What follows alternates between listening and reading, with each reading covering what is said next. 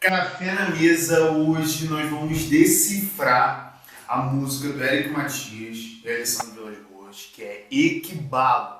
Cara, se você já ouviu essa música alguma vez, você já se perguntou provavelmente o que é equibalo, qual o sentido real dessa palavra, o que é terceira onda, que a música tanto fala, o que é tabernaculou, o que é tabernacular, quais são os sentidos dessas palavras e outras partes da música nós vamos analisar hoje aqui. Então chega junto, já curte o vídeo, depois compartilha que vai ser brabo demais.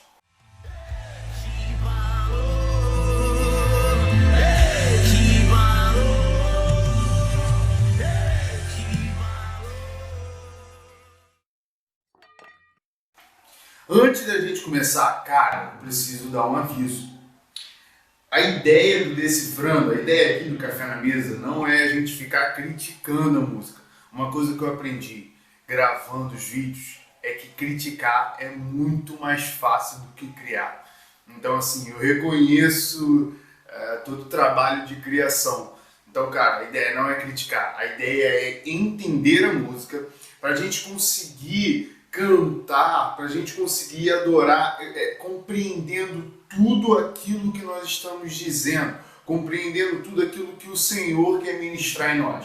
Já é? Então, essa música Equibalo é do Éric Matias e do Vilas Boas. E, cara, ela começa assim, olha só, eu vou passar a letra aqui também. Formoso ele é, aquele que vem em nome do Senhor. Tua voz ecoa como um som de trovão. Cara, formoso, essa parte, formoso ele é, e tua voz ecoa como de trovão, é muito referente ao que Salmo 18 e Salmo 140 diz. Então, olha só, o Salmo 118 diz o seguinte: bendito que vem em nome do Senhor. E o Salmo 140 diz, ao som do seu trovão. É uma parte, essa primeira estrofe, ela é de pura adoração, no sentido de elogiar Jesus, de falar palavras de exaltação. E isso, cara, eu acho isso tão maneiro. Não só nessa música, mas em várias músicas do Vilas Boas eu reparo muito isso. E isso é tão maneiro, cara. A gente precisa fazer mais isso nas nossas músicas, a gente precisa fazer mais isso nas nossas orações. A gente tem momentos de exaltação ao Senhor. Tá? A segunda estrofe da música diz: o ungido de Deus, imagem daquele que o mundo criou. Tua glória preenche a terra e o céu. É nessa parte que fala, não dá pra eu cantar, né? Melhor não cantar? Tá bom. Deixa outro cantar? Tá, beleza. O ungido de Deus, esse trecho faz muita referência a Isaías 61, quando a palavra, o profeta diz, porque o Senhor me ungiu para libertar os cativos, abrir a porta aos prisioneiros e tal. E Jesus lê esse texto de Isaías 61 lá em Lucas 4. Então Jesus, ele lê esse texto no templo e ele é o próprio ungido de Deus. Quando a gente fala da imagem de Deus, a gente está referindo a Gênesis 1, quando ele diz que criamos, nós sabemos da presença de Jesus ali desde a criação do mundo e da criação do homem. Quando nós falamos de tua glória preenche a terra e o céu, Abacuque 3, versículo 3 diz: sua glória cobriu os céus, seu louvor encheu a terra. Então, é mais uma estrofe de adoração a Jesus, falando com palavras que se referem a Jesus.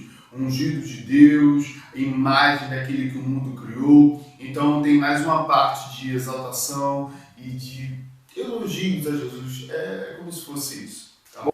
Agora a gente vai entrar na terceira estrofe, que fala do tabernacular. Mas antes disso, cara, se você já está curtindo, gostando desse vídeo, já deixa a sua curtida aí, compartilha e comenta quais são os próximos vídeos. Porque, por exemplo, esse vídeo aqui, a gente só tá falando dessa música porque aqui, ó, Vladimir Gorito, meu pastor, sugeriu de nós falarmos dessa música. Então, nós vamos sempre analisar as músicas que a galera deixar aqui, comentar aqui e isso é muito maneiro. Então vamos lá. Na terceira estrofe, a música diz: ele veio tabernacular entre os seus. E aí ele fala 3 vezes isso, né? Ele veio tabernacular entre os seus, ele veio tabernacular entre os seus, o verbo do início. Cara, que palavra é essa? Tabernacular. É uma palavra que, por exemplo, não tem no nosso dicionário, não tem no nosso vernáculo. É uma palavra criada e ela faz referência, na verdade, a João 1,14.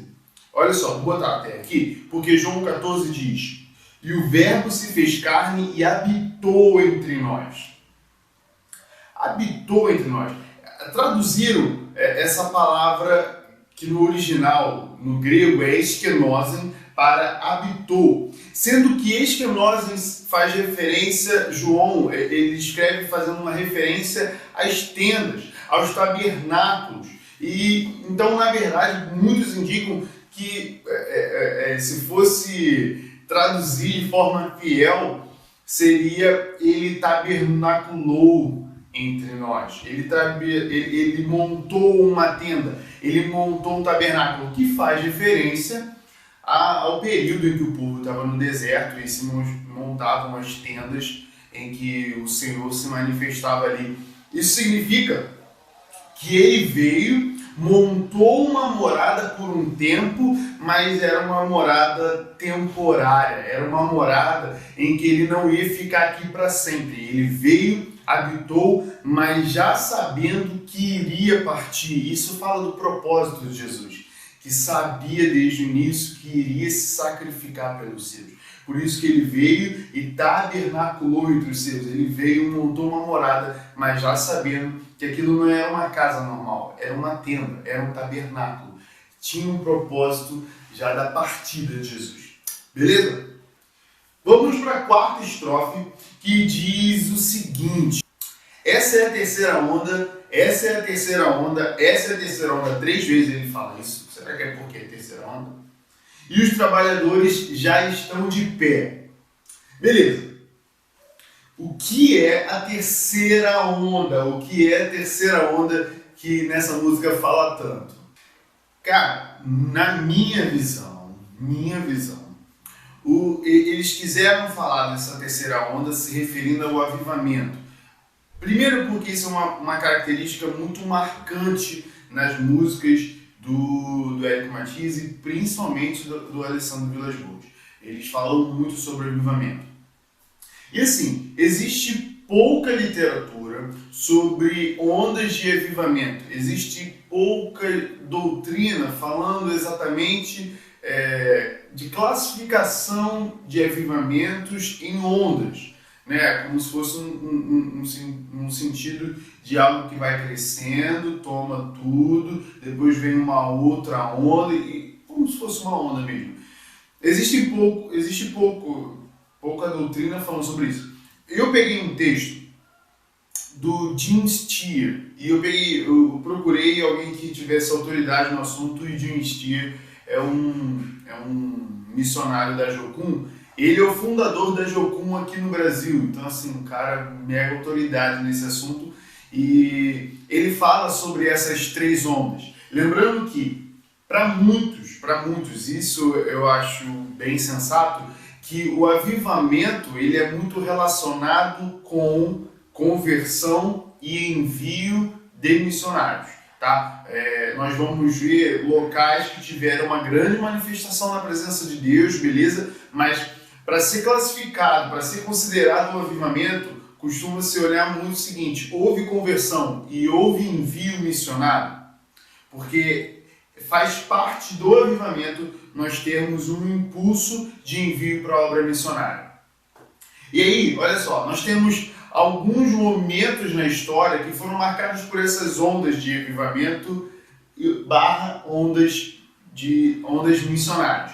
A primeira, que o Jim Steer classifica, foi na Inglaterra, no século XVIII, quando nós tivemos ali o William Carey, nós tivemos um pouco antes o John Wesley, William Booth, George Whitefield. É quando teve esse avivamento na Inglaterra, que é muito conhecido também por alguns como avivamento metodista, mas é mais amplo do que isso até. E esse foi o primeiro momento de avivamento que nós vivemos, a primeira onda. A segunda onda teria ocorrido com Hudson Taylor e com Charles Sturt. Aí nós estamos falando do século XIX. E cara, o Hudson Taylor tem uma história sinistra. Eu acho que a gente pode gravar um vídeo um dia aqui falando só sobre o Hudson Taylor. Esse cara passou mais de 51 anos pregando sobre Jesus na China.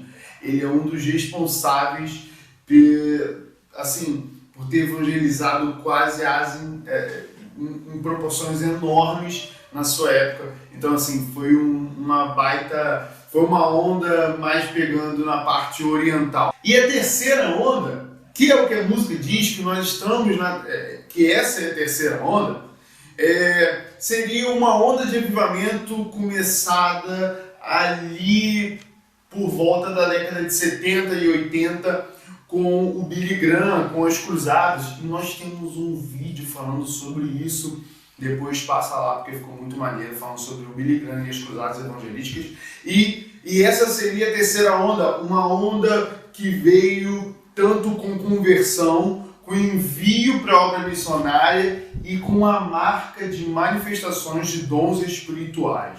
Cara, para a música essa é a terceira onda e faz bastante sentido. Quero saber de você se faz sentido que nós estamos ou não nessa terceira onda de avivamento.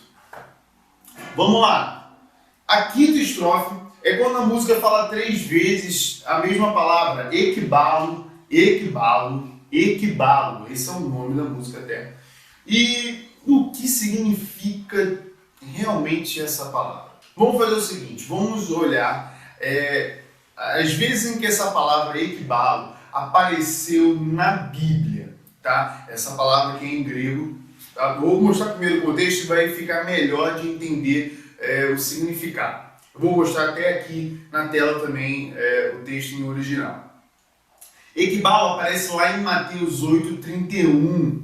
Olha só, Mateus 8:31, quando Jesus encontra um homem gadareno que estava endemoniado e ele determina que os porcos vão ser, ele determina que os demônios serão expulsos, os demônios ficam pedindo tal que nos expulsem para os porcos e tal, nessa história toda, quando está falando de expulsar, nós usamos, o texto usa a palavra equibalo, significa olha que interessante, expulsando para os porcos. Então, tinha uma direção, mas era uma ordem, expulsando realmente os demônios para os porcos. Então, mandava para uma direção, mas mandava de uma forma autoritária. Beleza? E equibalo tem muito esse sentido de expulsar, de mandar sair, de determinar, expurgar realmente, tá? E por que a música fala de equibalo? Equibalo é para expulsar demônio? Não é não. É porque a galera fica ouvindo essa música e tipo, equibalo e começar a sair demônio. Não, seria meio louco. Mas equibalo também é a palavra que é usada por Jesus em Lucas 10, versículo 2, quando ele fala que é grande a seara, poucos trabalhadores, ele fala, mande que o Senhor, peça que o Senhor da obra, o Senhor da vinha, envie trabalhadores. E aí ele fala, envie também usando a palavra equibalo, no sentido de expulse, ordene para que trabalhadores venham, porque nós precisamos de trabalhadores para essa grande seara. Nós precisamos de mais trabalhadores para essa grande obra. E cara, para mim, é por isso até que a letra, a música tem esse nome, equibalo, porque essa palavra define para mim o que essa música quis dizer, que é nos convidar para pensarmos no chamado missionário, para lembrarmos da igreja missionária, sabe? Para lembrarmos de orar e clamar pelos missionários que estão nos lugares mais distantes do mundo, estão nos lugares também mais conhecidos do mundo, missionários que estão em Londres, na Alemanha, e que têm grandes desafios de pregação do Evangelho, de missionários que estão na janela 10 por 40, que estão pregando em lugares em que é proibido falar do Evangelho. Cara, nós precisamos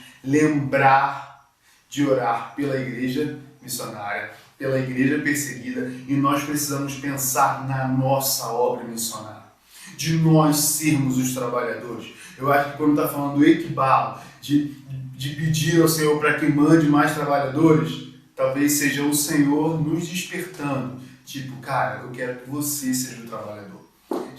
Esse é o Café na Mesa, esse é o Decifrando. Falamos hoje de equibalo. Se você gostou, cara, curte esse vídeo. É muito fácil você ajudar a gente. É só curtir o vídeo e compartilhar. E se você pensar, quiser uma outra música, comenta aqui que a gente vai estudar e vai gravar um vídeo bem bravo.